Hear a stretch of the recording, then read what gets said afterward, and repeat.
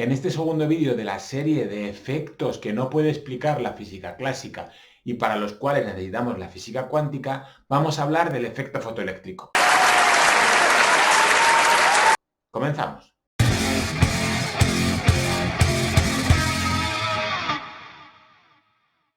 En 1887, Henry Hertz describió por primera vez el efecto fotoeléctrico. Observó que al iluminar con luz ciertos metales, estos emitían electrones. La explicación de este fenómeno no quedó clara al principio. Había ciertos aspectos que no se entendían. Y hubo que esperar casi 20 años hasta que Albert Einstein explicara el efecto fotoeléctrico utilizando la teoría cuántica. Esta explicación le sirvió para obtener el Nobel en 1905. Pues no me parece una explicación tan complicada. Ahora va a resultar que tú quieres ser más listo que los padres de la cuántica. ¿Qué explicación se te ocurre a ti? Bueno, a mí lo que se me ocurre es que como los metales están formados por enlaces metálicos, tienen una nube electrónica deslocalizada ahí, cuando se le dé luz a ese metal, se le está dando energía, al dar energía a esos electrones, puede que salgan de la nube, se propaguen y generen una corriente eléctrica. Tu explicación podría ser válida de no ser porque falla por 3 o 4 sitios. ¿Ah, sí? ¿Por dónde? Había varios aspectos que no cuadraban con la teoría clásica. No se podía explicar los aspectos que observó Lennard de forma experimental. El primero que observó era que el metal tenía una frecuencia de radiación umbral, una frecuencia que si no se alcanzaba, si yo iluminaba con una radiación con una frecuencia menor, no se emitía ningún electrón, independientemente de la intensidad que yo le pusiera. Si una placa metálica necesitaba que el color de la radiación fuera azul, y yo le ponía radiación roja, no se emitía ningún electrón. Y daba igual la intensidad, aunque pusiera millones de bombillas de color rojo, el metal no emitía nada.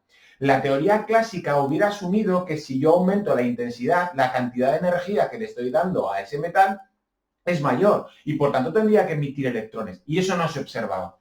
Por lo tanto, el primer aspecto que observo es que existe una frecuencia mínima que se denomina frecuencia umbral, a partir de la cual un metal es capaz de emitir electrones. En algunos sitios lo llaman fotoelectrones, porque son electrones emitidos por efecto de un fotón. Esta frecuencia umbral no se puede explicar con la teoría clásica. Otro aspecto que también observaba era que la emisión de electrones, si se daba, era instantánea. No necesitaba el metal acumular energía para emitir electrones. Cuando le damos la radiación, si la radiación es suficiente, emite electrones. Y si no es suficiente, da igual el tiempo que estemos iluminando el metal, no se emite el electrón. Por lo tanto, volvía a estar en contradicción con la física clásica. Hubiéramos pensado de forma clásica que el metal sería capaz de acumular la energía que le va llegando y cuando llegara a tener la energía suficiente, esos electrones saldrían despedidos. Y eso no ocurre. Otro aspecto que observo es que el número de electrones emitidos sí que dependía de la intensidad. Si yo ponía una intensidad de luz bajita, imaginaos que para un metal necesito irradiar con luz verde. Si irradio con luz roja, no emite nada. Pero si irradio con luz verde, sí que empieza a emitir electrones. Si yo aumento la intensidad de esa luz verde, en vez de poner una bombilla, pongo 2, la intensidad es el doble, el número de electrones emitidos son el doble. ¿Vale? Eso también se podía explicar con la explicación que dio Einstein y no con la explicación clásica.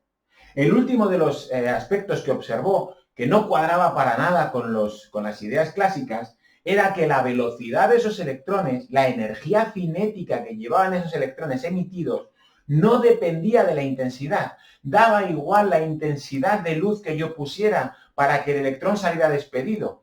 Cuando salía despedido, salía con una velocidad o con una energía cinética que dependía única y exclusivamente de la frecuencia de la luz con la que se había irradiado y del tipo de metal.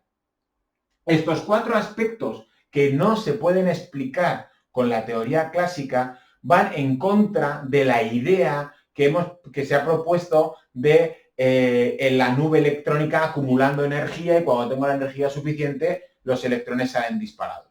Vaya, pues es verdad. Lo que yo había intentado explicar no tiene sentido. Esto le pasa por ir de listillo. ¿Y cuál es la solución entonces? Pues Pues bien, la brillante explicación que dio Albert Einstein para este efecto, para el efecto fotoeléctrico, la hizo basándose en las ideas de la cuantización de la energía de Planck, es decir, de las recientes bases establecidas de la física cuántica. Lo que Einstein decía era que estos fotones, esta radiación de luz que llegan al metal, tienen una energía cuantizada, que la energía de esa radiación viene en forma de paquetes, que es un discreto de energía.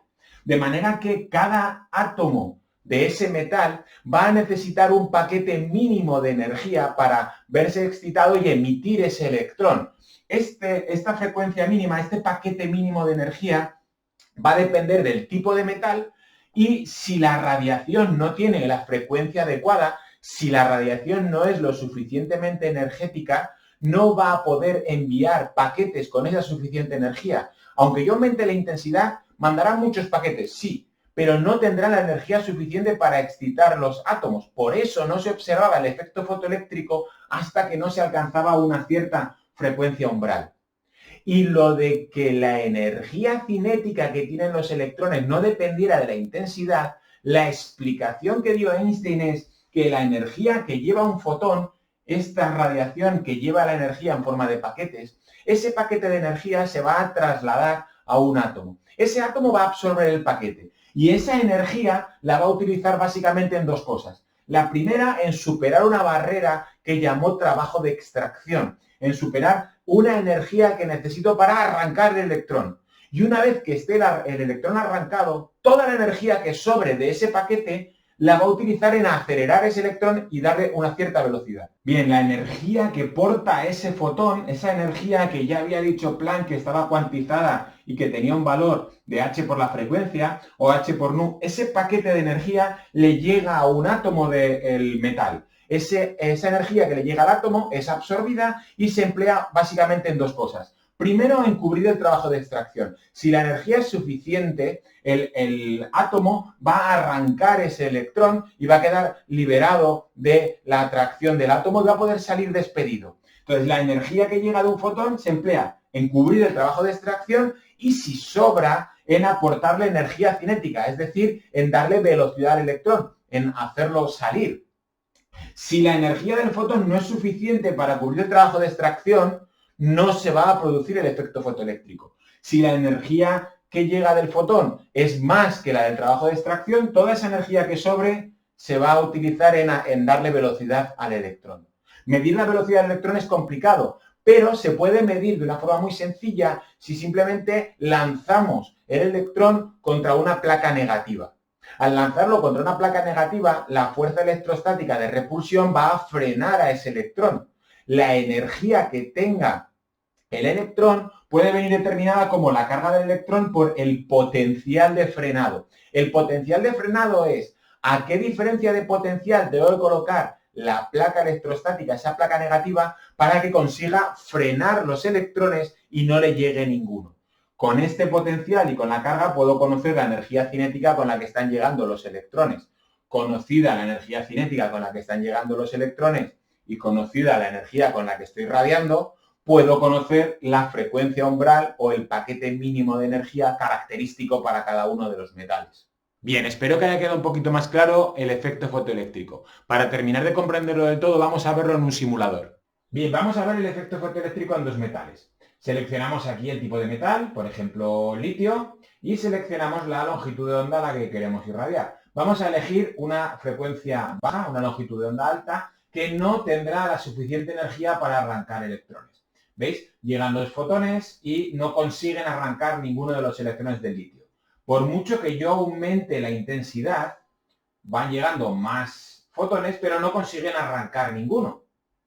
Si yo ahora lo irradio con una frecuencia más alta, con una longitud de onda más corta, por ejemplo, luz azul, y le lanzo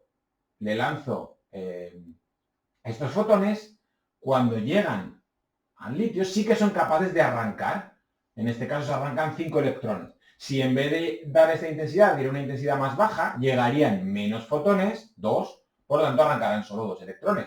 Si le doy con una intensidad más alta, llegan más fotones y por lo tanto arrancan más electrones. Para determinar la velocidad que llevan estos electrones, yo podría poner un voltaje de frenado. Yo puedo poner ahí un voltaje de manera que cuando yo lance los fotones, estos electrones salen despedidos, pero el voltaje los frena y los hace volver hacia atrás. Entonces, midiendo ese voltaje y la carga del electrón, puedo ver cuál es el potencial de frenado.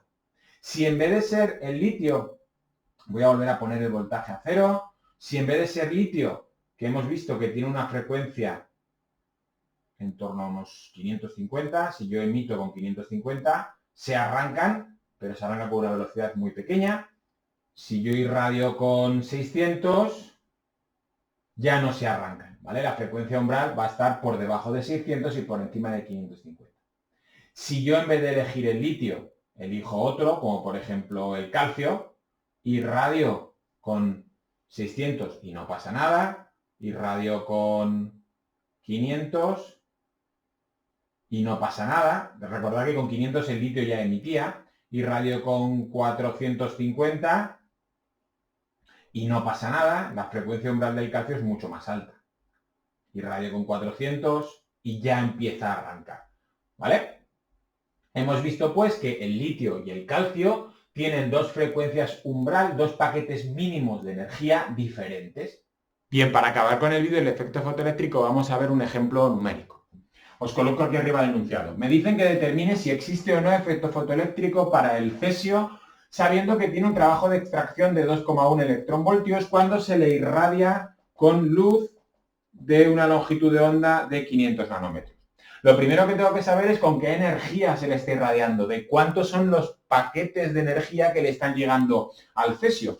Lo que tengo que calcular es la frecuencia asociada a esta longitud de onda. Recordar que la velocidad de la luz viene dada como lambda por nu. Yo puedo obtener de aquí que la frecuencia será c partido por lambda. C es 3 por 10 a la 8 metros partido por segundo. Lambda es 500, que si lo paso a metros, 500 por 10 a la menos 9. Haciendo esta operación me sale una frecuencia de 6 por 10 a la 14 segundos a la menos 1 o hercios, ¿vale? Con esta frecuencia ya puedo saber la energía de los fotones que le están llegando a esa lámina de cesio. La energía viene dada como h por nu. H es la constante de Planck, 6,626 por 10 a la menos 34 julios por segundo por 6 por 10 a la 14 segundos a la menos 1. Al hacer esta operación nos sale que estamos irradiando con una energía de 3,97 por 10 a la menos 19 julios. Esa es la energía de cada uno de los paquetes que llegue al cesio. ¿Esta energía es suficiente para arrancar los electrones? ¿Es suficiente para cubrir el trabajo de extracción? Pues vamos a verlo. Lo que tengo que hacer con el trabajo de extracción es pasarlo a las mismas unidades. Me dicen que el trabajo de extracción es 2,1 electronvoltios. Recordad que un electronvoltio es 1,6 por 10 a la menos 19 julios. Si hacemos esta operación me da 3,36 por 10 a la menos 19 julios. El trabajo de extracción es menor que la energía que porta esos paquetes de energía, esos fotones. Por lo tanto, esta energía será suficiente para que haya efecto fotoeléctrico. Y sobrará un poquito. Ese poquito de energía que sobrará será la que adquirirá el electrón en forma de energía cinética. Es decir, la energía del fotón será igual al trabajo de extracción más la energía cinética. El trabajo de la energía del fotón es 3,97 por 10 a la menos 19. El trabajo de extracción es 3,36 por 10 a la menos 19. Lo que sobra es energía cinética. Si este término de aquí pasa restando al otro lado, obtengo que la energía cinética que le sobra a ese electrón es de 6,16 por 10 a la menos 20 julios. Esta es la energía cinética que tienen los electrones de cesio irradiados con una longitud de onda de 500 nanómetros. Si yo quisiera calcular el potencial de frenado, esta energía cinética hay que frenarla. La forma de frenarla vendría determinada como Q por V. De aquí puedo obtener que V es igual a 6,16 16 por 10 a la menos 20 partido por la carga del electrón, 1,6 por 10 a la menos 19. Si hacemos esta operación me da 0,38 voltios. Si yo coloco la placa de cesio con una diferencia de potencial de 0,38 voltios y le irradio con una longitud de onda de 500 nanómetros, se produce efecto fotoeléctrico y los electrones consiguen ser frenados antes de llegar a la placa negativa. Bueno, chicos y chicas, espero que haya quedado más claro lo que es el efecto fotoeléctrico, por qué es necesaria la cuántica para explicar los aspectos del efecto fotoeléctrico que la clásica no puede, y espero que este ejemplo numérico os haya ayudado a entender la diferencia entre trabajo de extracción, energía del fotón, energía cinética y potencial de frenado. Para cualquier duda que tengáis, ya sabéis que me podéis escribir, y nada, nos vemos en el siguiente vídeo. Ánimo con el estudio. Chao.